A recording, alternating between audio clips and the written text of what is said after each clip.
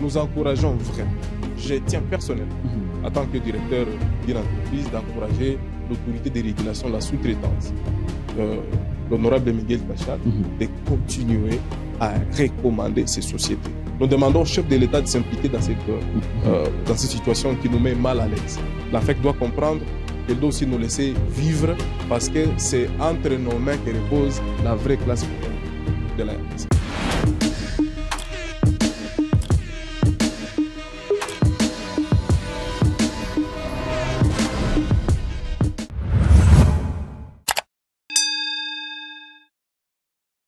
Très chers internautes, bonjour. Très heureux, je vous retrouve à nouveau sur Kivu Morning Post. Le temps pour nous de décrypter ensemble les moments les plus forts de l'actualité dans la partie est de la République démocratique du Congo. Et cette semaine, de jeunes entrepreneurs du Nord Kivu sont allés voir le gouverneur militaire du Nord Kivu dans le but de parler de certaines réalités qui les empêchent de mener à bien leur mission, leur travail. Et pour en parler, cette semaine, nous allons recevoir sur ce plateau de Kivu Morning Post l'un de grands CEO, comme on les appelle actuellement en province du Nord Kivu. Il s'agit de messieurs Alain Mongui, qui est le responsable des Hopfest. Monsieur Alain Mongui, bonjour. Bonjour Nelly, bonjour à toute l'équipe de Kivu Morning Post. Un honneur pour les internautes de vous retrouver ces week-ends pour parler de votre marche. Merci. Et qu'en est-il de motivation d'une telle de marche en province du Nord Kivu? En fait, tout part de la décision de nos autorités. Vous savez que c'est depuis 2017 que la loi sur la sous-traitance a été votée et promulguée par le chef de l'État à l'époque, le président Joseph Kabila. Mais l'avènement au pouvoir avec le président Félix Antoine Tshisekedi Tshilombo a amené d'autres innovations. Il y a eu d'autres innovations en ce sens, de sorte que il y a eu d'abord changement à la tête de l'autorité de régulation, parce que dans la loi promulguée en 2017 prévoyait la création de l'autorité de régulation de la sous-traitance dans les secteurs privés que nous appelons ARSP. Et quand le président Félix vient au pouvoir, il change à la tête, il met Monsieur Miguel Katam, l'honorable Miguel Kachal Katam, qui est l'actuel directeur de l'ARSP. Et l'avènement du directeur Miguel à la tête de l'ARSP change déjà beaucoup de choses. Parce que vous conviendrez avec moi, il a commencé par les contrôles des sociétés principales et des sociétés de sous-traitance dans la ville de Kinshasa. Après, c'était les grands Katanga. Dernièrement, il était chez Kibali Gold Mining dans les Hautes-Ouélé. Et la prochaine étape, c'est chez nous, au Nord Kivu. Alors, le plus grand problème, c'est que lorsqu'il termine le contrôle, c'est à l'autorité de régulation de déterminer les sociétés qui sont fiables. Il y en a tellement qui ont été suspendus et éradiés de la liste de sous-traitants. La liste est sur Internet et c'est passé partout au monde dans les chaînes nationales et internationales. On a vu qu'il y a des entreprises de sous-traitance qui n'étaient pas éligibles et qui ont été supprimées, éradiées de la liste de ces entreprises en RDC. Alors, ces entreprises-là qui étaient éligibles, ces entreprises-là viables, qui ont été acceptées par l'autorité de régulation, c'est à l'autorité de commencer à recommander ces entreprises. Parce que l'objectif du chef de l'État est qu'il y ait aussi des millionnaires congolais créer cette classe de millionnaires afin qu'il y ait une vraie classe moyenne congolaise qui n'existait pas depuis. Alors, quand le président prend cet objectif, c'est à l'autorité de régulation de mettre en place ces objectifs. Il s'est fait que l'autorité publie la première liste. C'était passé sur les ondes de la RTNC.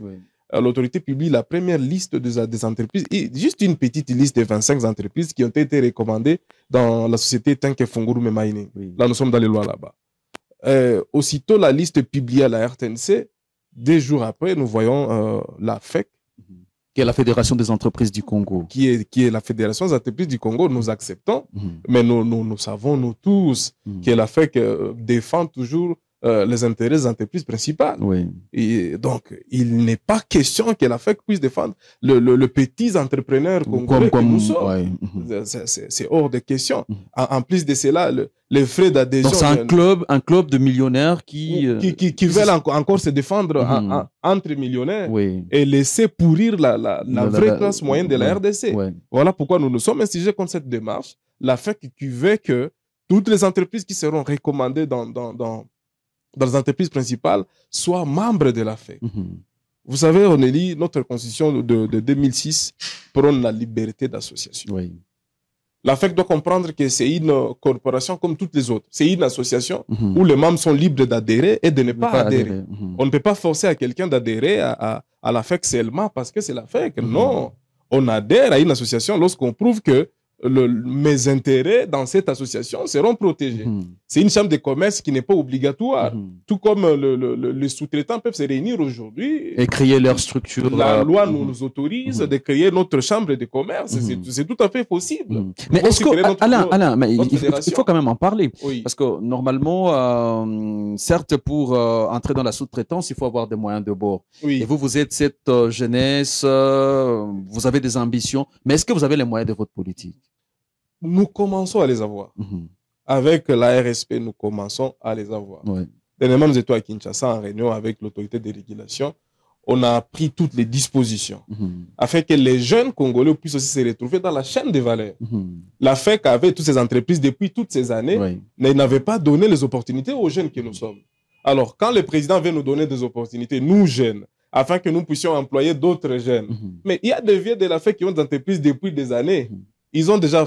Vous parvenez à créer de l'emploi? Par exemple, prenons le cas de Rovfest, par exemple, l'entreprise que vous dirigez. Vous êtes dans mon entreprise à ce moment. Oui. Ici, nous avons 10 agents présentement ici, qui travaillent permanemment ici. J'ai des agents à Bounia, j'ai des agents à Aru, j'ai des agents à Durba, j'ai des agents jusqu'à Faradje, avec les frontières avec le Sud-Soudan. Oui. Ah non, nous parvenons quand même à créer des emplois, surtout aux jeunes. Alors, ce n'est pas à la FEC de nous bloquer. Alors, quand vous analysez ces démarches de la FEC, vous croyez que c'est dans le sens de nuire? Oui, c'est juste une démarche qui vise à continuer cette colonisation contre la vraie classe moyenne. Nous avons des entreprises principales qui sont membres de la FEC et nous obliger, nous, petits sous-traitants, d'être membres de la FEC pour bénéficier des marchés de la sous-traitance. C'est pratiquement contradictoire. Nous acceptons que la FEC peut continuer à défendre les intérêts des entreprises principales et nous laissons, nous, sous-traitants, continuer avec nos marchés dans les entreprises principales. Nous ne sommes pas obligés, nous pouvons facilement, si nous le voulons, être membres de la FEC. Et si nous ne voulons pas, nous ne pouvons pas être membres de la FEC. Les gens vous regardent à travers le monde. Si, par exemple, il faut revenir sur ce que vous offrez comme service, qu'est-ce qu'ils peuvent retenir, par exemple, de Hopfest, cette structure que vous patronnez? Hopfest, nous vendons les services. Nous vendons les solutions d'affaires. Commençant par la main-d'œuvre jusque dans les services achat, vente et distribution. Nous achetons, nous vendons et nous distribuons. Et ça se passe bien? Vous êtes ici à Goma ou carrément vous êtes spécialisé dans les territoires?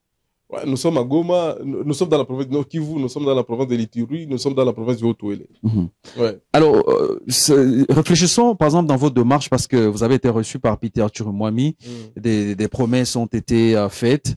Et si par exemple, la FEC aujourd'hui s'entête, comment vous entrevoyez votre avenir? Mais la loi est là. La loi est là. Nous ne marchons pas selon la FEC, nous marchons selon notre constitution. La RDC, c'est un pays qui a une constitution, qui est régie par des lois. La loi de la sous-traitance en est une, mais aussi nous avons une constitution qui nous généralise, nous tous.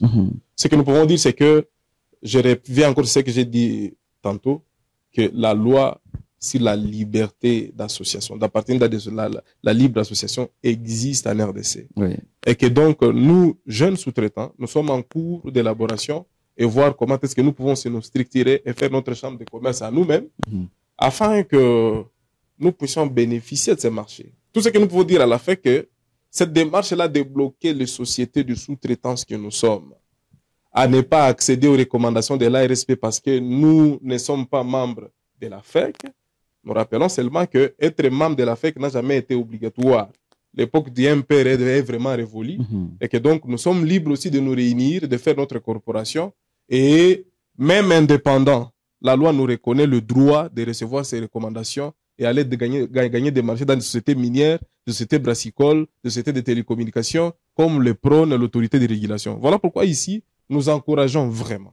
Je tiens personnellement, en tant que directeur d'une entreprise, d'encourager l'autorité de régulation, la sous-traitance, l'honorable Miguel Cachal, de continuer à recommander ces sociétés. Nous demandons au chef de l'État de s'impliquer dans cette situation qui nous met mal à l'aise. L'AFEC doit comprendre qu'elle doit aussi nous laisser vivre parce que c'est entre nos mains que repose la vraie classe moyenne de la RDC. Alors, la dernière question, en tout cas, la toute dernière, Oui. comparativement à la gestion de la FEC que vous êtes en train de remettre en cause, qu'est-ce que la nouvelle gestion? Nous ne remettons pas en cause la gestion de la FEC. Nous encourageons la FEC à continuer avec sa gestion, avec ses membres, et de laisser libre cours à nous qui ne sommes pas membres, d'intégrer aussi les marchés de la sous-traitance, que nous puissions aussi nous retrouver dans la chaîne des valeurs. Ce n'est pas seulement ces membres qui ont ces droits-là, nous sommes tous Congolais, même en étant indépendants hors de la FEC, nous avons cette obligation et ce droit de recevoir ces recommandations. Quelle est la vision des affaires des jeunes entrepreneurs du Nord Kivu par rapport aux défis auxquels fait face la République démocratique du Congo? Parlant de la vision, au fait, je peux le dire sans peur d'être contredit, que l'avènement du président Félix Tshisekedi vient de nous donner espoir. C'était, je vous mets à défi, vous êtes journaliste d'investigation, vous pouvez aller chercher les entreprises jeunes qui étaient à l'époque du président Joseph Kabila et les entreprises jeunes qui viennent de naître entre 2018, 19, 20 jusqu'à aujourd'hui. Vous verrez que il y a quand même un accroissement. Est tellement grande. Il y a plusieurs entreprises jeunes qui ont été créées. Nous existons depuis 2019. Voilà que nous continuons à vivre jusqu'à aujourd'hui. Et nous vous encourageons d'ailleurs, parce que de là où nous étions et aujourd'hui, on sent que nous pouvons vous donner toute une liste et vous verrez que le président de la République a donné espoir aux jeunes. Et nous croyons à ce qu'il est en train de dire parce que nous sommes en train de les vivre à travers les actes. Nous attendons beaucoup plus le contrôle de l'ARSP qui sera fait au Nord Kivu. Nous attendons vraiment ces contrôles parce qu'à l'issue de ces contrôles, on va voir que nos entreprises sont viables et ces entreprises vont recevoir des recommandations pour les sociétés qui sont au Nord Kivu. Nous avons Brasimba ici, nous avons Alphamine, nous avons Temka, nous avons toutes ces sociétés de télécommunications. Nous avons beaucoup de sociétés principales ici qui ont besoin de notre expertise en tant que sous-traitants pour que nous puissions contribuer au développement de notre pays. Voilà, mesdames, messieurs, donc c'est en tout cas sur ces mots de monsieur Alain Mongui, qui est le communicateur pour le jeune, nos entrepreneurs du Nord Kivu, que nous allons terminer avec ce numéro de décryptage. Mais avant de se séparer, Alain, vous avez un mot à placer? Je reviens sur ce que j'ai dit tantôt. Nous encourageons vraiment. Nous tenons à encourager le DG Miguel Cachal qu'il ne lâche pas. Nous savons que la FEC, c'est une grosse machine, mais nous n'avons pas le droit de laisser parce que DG Miguel, si vous lâchez, vous nous lâchez, nous jeunes entrepreneurs. Nous voulons que vous puissiez tenir afin que nous puissions avoir ces recommandations et être recommandés dans les entreprises principales pour le développement de notre pays. Nous y tenons tellement, nous tenons à cette promesse du chef de l'État. Mesdames, Messieurs, vers la création de cette classe des millionnaires, c'est possible parce que la volonté est déjà là et les jeunes ont commencé à afficher leurs ambitions. Et donc, j'espère que le DG est en train de les suivre. Nous hommages également au chef de l'État qui ne cesse en tout cas d'encourager la jeunesse congolaise. Alain Mongui, merci de nous avoir accepté. Merci beaucoup à Kivu Morning Post. Merci d'être passé chez nous. C'est un grand honneur et que Dieu vous bénisse. Fin de ce numéro. À très bientôt.